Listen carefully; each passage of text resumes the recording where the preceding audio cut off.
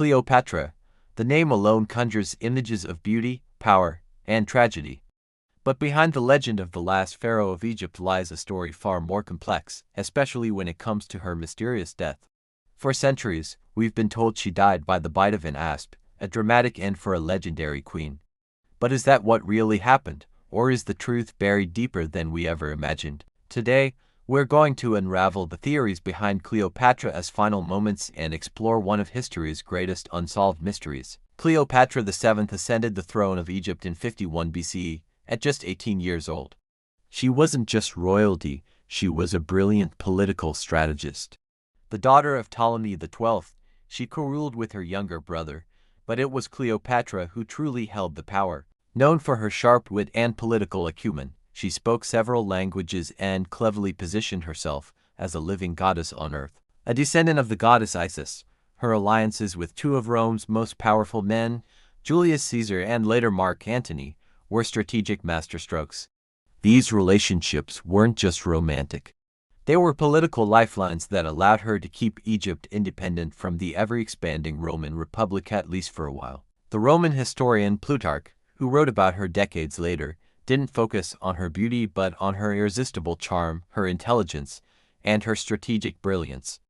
These qualities made her a force to be reckoned with in the treacherous world of Mediterranean politics.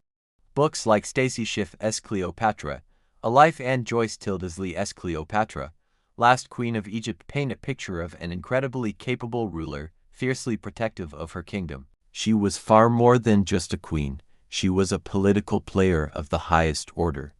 But every great story has its turning point, and for Cleopatra, that came at the Battle of Actium. Her downfall began in 31 BCE, after this famous naval battle where Octavian, the future Emperor Augustus, decisively defeated the combined forces of Mark Antony and Cleopatra. The loss was catastrophic. In the aftermath, Antony, hearing false news that Cleopatra had already died, took his own life. Suddenly, Cleopatra was alone, facing her greatest enemy, Octavian. Roman historians like Plutarch and Cassius Dio tell us that Octavian had grand plans for her. He wanted to parade her through the streets of Rome in his triumphal procession, a living symbol of his victory and Egypt's subjugation. But Cleopatra was a queen to the very end. She was determined to die on her own terms, to rob Octavian of his ultimate prize. The stage was set for one of the most legendary suicides in all of history. But how she did it is where the real mystery begins.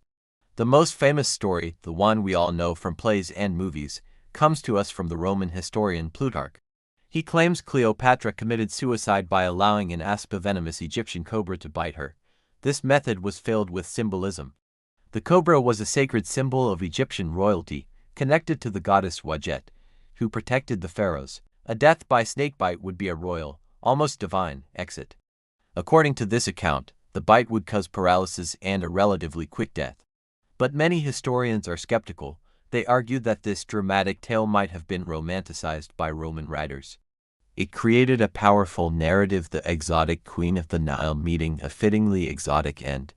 But was it too perfect, too theatrical to be true? As Stacy Schiff points out in her biography, we have to consider the Roman bias in these ancient sources. This leads us to another compelling theory: poison. The historian Cassius Dio, writing a bit later than Plutarch, suggests that Cleopatra used a fast-acting poison, not a snake. Ancient Egyptians were masters of toxicology. They had access to a wide array of deadly plants and substances, like hemlock, aconite, or even a potent opium mixture. Scholars like Michael Grant argue that poison would have been a much more reliable and controlled method. Think about it: a snakebite could fail, the snake might not even bite, or the venom might not be lethal enough. A pre-prepared poison, perhaps hidden in a hollow hairpin or a piece of jewelry, offered a discreet, certain, and quick way to die.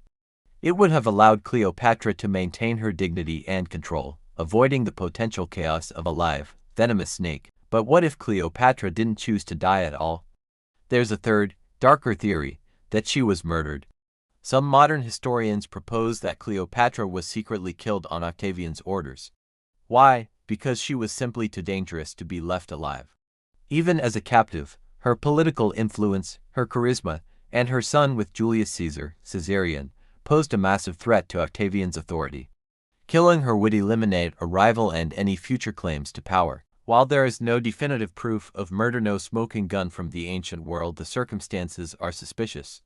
Octavian certainly had the motive and the opportunity. The fact that her body and tomb have never been found only adds fuel to this conspiracy. Historians like Adrian Goldsworthy and Dwayne Roller have explored these alternative theories, suggesting that we shouldn't dismiss the possibility of foul play. The neat and tidy story of suicide might just be a cover-up for a cold-blooded political assassination. And that brings us to the biggest mystery of all, the missing tomb. To this day, the final resting place of Cleopatra and Mark Antony has never been found. For centuries, archaeologists and treasure hunters have searched for it. The ancient writers tell us they were buried together in a magnificent mausoleum, but its location remains unknown. One of the most promising current theories centers on a site called Topoceres Magna, about 45 kilometers west of Alexandria. Excavations there have uncovered a massive temple dedicated to Osiris, statues of Cleopatra, and coins bearing her image. Some archaeologists, like Kathleen Martinez, believe this is the spot. They've found tunnels and chambers, but so far, no tomb. The search continues, with new technologies like ground-penetrating radar offering hope. But until that tomb is found, we may never have the physical evidence needed to solve the puzzle of her death. Without her body, we can't test for poison or look for signs of a snakebite. The mystery endures, captivating historians, archaeologists, and all of us.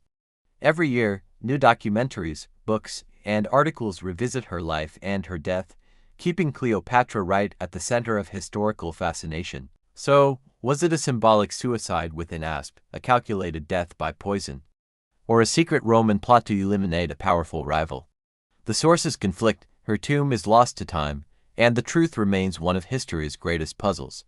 Cleopatra's life was legendary, and in the end, her death became just as enigmatic.